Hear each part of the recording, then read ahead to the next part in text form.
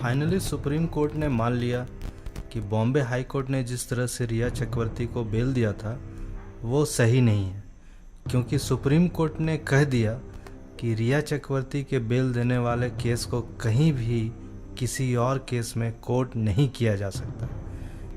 आखिर ऐसा क्यों कहा सुप्रीम कोर्ट ने?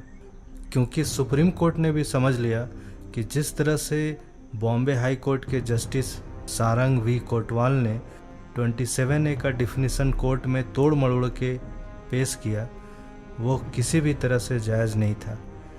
यही बात एनसीबी ने सुप्रीम कोर्ट से कहा। एनसीबी को लगता है कि सारे केसेस में जहां 27A की धारा लगाए जाते हैं वहां रिया के केस को एग्जाम्पल लेके क्रिमिनल लोगों को बेल आसानी से मिल जाते हैं। हमने भी देखा है कि कई सारे केस में रिया चक्रवर्ती के केस का एग्जाम्पल कोर्ट के ऑर्डर में लिखा हुआ था। एक चीज़ जो समझ में आया कि एनसीबी को भी पता है कि रिया चक्रवर्ती को बेल देने के लिए पूरी तरह से लॉ का मजाक बना दिया गया और इसमें कई ऐसे लोग इन्वॉल्व हैं जो नहीं चाहते हैं कि रिया जेल में रहे।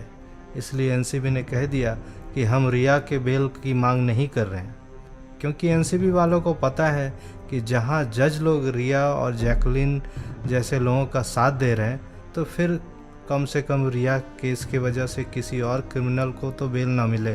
फाइनली सुप्रीम कोर्ट ने भी माना कि रिया के केस को कहीं भी प्रेसिडेंट की तरह कोर्ट नहीं किया जाना चाहिए।